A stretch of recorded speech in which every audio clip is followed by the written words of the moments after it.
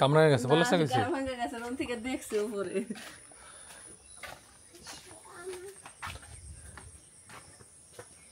কি কো দেখো কই আয়াত আর একটু ওইদিকে যাও কোন ওরে জায়গা না এই যে নেই তো এই দিন থেকে দেখা যায় কো ওই যে কয়েকটা ও এ নাইছে এই তলে আইছে তল থেকে দেখছি আচ্ছা আচ্ছা আমি দোতলায় যাই দেখাই দিছি মানে আমাদের বিল্ডিং এ অনেকগুলো চাক ছিল আপনারা জানেন চাকগুলো উড়ে গেছিল আজকে আবার কিছু মৌমাছি দেখা যাচ্ছে মেয়ে আবার উনি গেছিল উন থেকে দেখছি ও কামরাঙ্গা সেটতে না আর দেখেন বৃষ্টির ভিতরে কি পরিমাণ কামরাঙ্গা ধরে আছে গাছে দেখতে কত সুন্দর লাগতেছে নিচের ডালগুলো আসলে কাইটা দেওয়া লাগবে বুঝছো নিচের ডালগুলা যে দলা দৌড়ে তুমি খুঁজি দে দেখো নিচে না দেখছি তো একেবারে বেতুলের মতো কিন্তু দুঃখজনক হলো এই ফল বেশি খাওয়া ঠিক না এটা একদম সীমিত পরিমাণে খাইতে হবে হ্যাঁ সকালবেলা খেলে বেটা খাইতেছে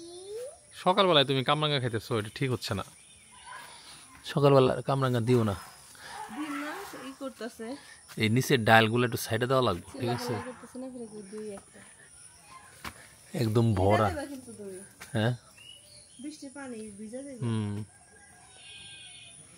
এই যে একবারে নিচের ডাল ডুল একদম ভরা ওইদিকে তো একেবারে বেতুলের মতো ওই যে দেখেন পুরাটাই কামরাঙ্গা পাকে নাই তো ফলের সাথে ছোট হলো কেমন ছোট ছোট এই যে এগুলো আরো বড় বড় হয় মানে প্রচুর পরিমাণে ফল জেলি বানাবা ঠিক আছে এই যে দেখছেন এই ফলের ডিমান্ড নাই আর পাখি এর জন্য এই ফলের ফলন বেশি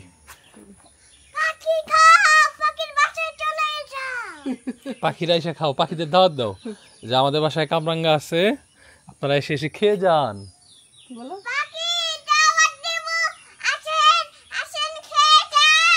ঠিক আছে আসবে এই যে দেখছেন এই নতুন করে আজকে আসছে ওরা ওরা হয়তো কোথাও চাক ফর্ম করবে এর আগে যেখানে ছিল ওখান থেকে উড়ে চলে গেছিল মানে পুরো বাড়িতে আমাদের প্রায় 7-8টা চাক ছিল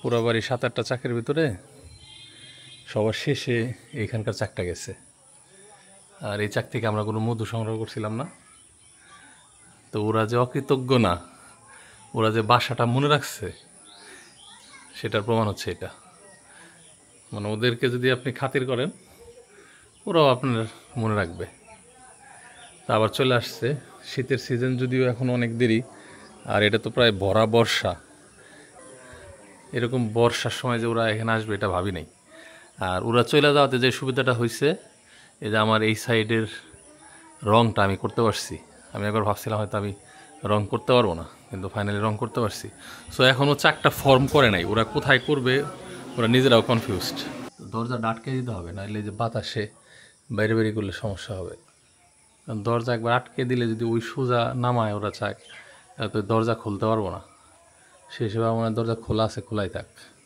এই জায়গায় লাগলে একটা ইট দিয়ে মানে আটকে রাখবো আর এটা কোনো বাথরুম না এটা হচ্ছে আমাদের এমনি একটা ছোট স্টোর রুম আর কি হ্যাঁ যদিও বাইরের সাইড থেকে দেখে মনে হয় যে বাথরুম ব্যাপারটা ওরকম কিছু না আর মাত্র এই 2 দিন আগে যেখানে সবজি লাগাইছি লাগানোর পর থেকেই প্রতিদিন একটু না একটু বৃষ্টি হইতে আছে আর আজকে দেখে তো মনে হইতেছে যে ভরপুর বৃষ্টি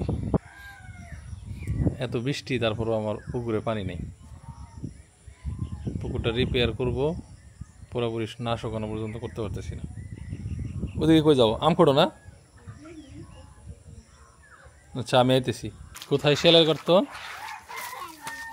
ও আমার পুকুরে শিয়ালে গর্ত করছে তাই তো আসলেই তো তাই ওই জায়গায় গর্ত করছে আর এই যে দেখেন আমাদের আম গাছে এই যে একটা চাক ছিল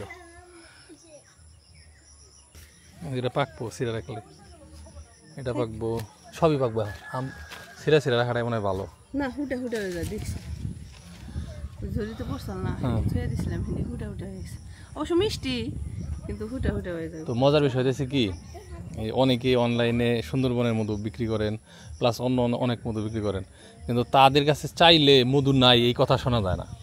এত মধুর সাপ্লাই বাংলাদেশে কোত্থেকে আসে আল্লাহ মাহবুব জানে, কিন্তু আমি কিন্তু দিতে পারি না। এই যে একটু আগে একজন চাইতেছে কই মধু আছে না, আমি কিন্তু দিতে পারি না। মধু তো থাকে না। তো তাদের আনলিমিটেড সাপ্লাই থাকলেও আমার নাই। আমি একদম প্রাকৃতিকভাবে যদি একটু একটু সংগ্রহ করতে পারি আমি আপনাদের জানাইয়া দিই। হ্যাঁ হ্যাঁ, এই দেখো ডালিম কি সুন্দর কালার হয়ে পচে যাচ্ছে। একটা ডালিম ছিঁড়ে নিয়ে গেলাম। মজা? কিরকম মজা? আর ভালো লাগে, অনেক মজা। তো এই ভরা বর্ষার সময় অনেকেই ভাবতে পারেন যে অতিথিরা খাবে কি। তো অতিথিদের খাওয়ানোর জন্যই কিন্তু আমি মূলত এই যে তিল চাষ করছিলাম। তো আলহামদুলিল্লাহ তিলে এখনও ফুল আছে, পর্যাপ্ত পরিমাণ ফুল আছে। যে পরিমাণ মৌমাছি আসছে ওরা এই তিল থেকেই সার্ভাইভ করতে পারবে, এটা হলো বড় কথা। এবং এই যে উপরেও কিন্তু এখনও কলি আছে, এগুলো ইনশাল্লাহ নেক্সট 10-15 দিন থাকবে। যদিও জঙ্গলে এখন তেমন ফুলের দেখা নাই, আদার দেন এই যে আমাদের এইখানে যে তেঁতুল গাছ, তেঁতুল গাছে সামান্য কিছু ফুল আছে। যদিও বেশিরভাগ তেঁতুলের ফুল সেট হয়ে তেঁতুল হয়ে গেছে। এই যে তেঁতুল ফুল অনেক দিন থাকে, কিন্তু তেঁতুল ফুল থেকে অলরেডি যে তেঁতুল সেট। যদিও তেঁতুলের পরিমাণ কম, এর আগে একদিন দেখছিলাম আরও বেশি। একেবারে যে নাই তা না, ওই একটা দুইটা করতে করতে অনেক হবে। তেঁতুলের ফুলে কিন্তু ভালো রকম মধু হয়। তো এই তেঁতুল ফুলের মধু কিন্তু আমার মনে হয় অনেক মজা লাগবে, লম্বা লম্বা হয়ে ঝুলে রয়েছে। পাতা যদি আরও কম থাকতো তাহলে আরও বেশি সুন্দর লাগতো। আগে আরও বেশি সুন্দর লাগছে, এখন তো কমে গেছে এই যে। আর এর পাশে এই যে আমাদের লঙ্গান গাছে থোকা থোকা লঙ্গান ধরছে, যদিও এগুলো পাকতে আরও মাসখানেক দেরি হবে। লিচুর পরে লিচুর কাছাকাছি স্বাদের একটা ফল লঙ্গান। এই জাতটা অবশ্য বেশি ভালো না। হ্যাঁ, গত বছর অল্প কিছু ফলন হয়েছিল, অতটা ভালো মনে হয়নি। তো এবার দ্বিতীয়বার দেখা যাক কি হয়। তো দোয়া করেন বাড়ি যেন চাকে ভরে যায়, আপনাদেরকে যেন একেবারে পিওর অথেন্টিক মধু দিতে পারি। আর এই মুহূর্তে কিন্তু কোনো মধু নেই, আবারও বলে রাখি, এই মুহূর্তে আমার বাড়িতে কোনো চাক নাই। আমি আমার বাড়ি প্লাস দূর দূরান্তে যে সমস্ত জায়গায় অনেকগুলা করে চাক থাকে সেইখান থেকে সংগ্রহ করি। কই যাচ্ছ তুমি?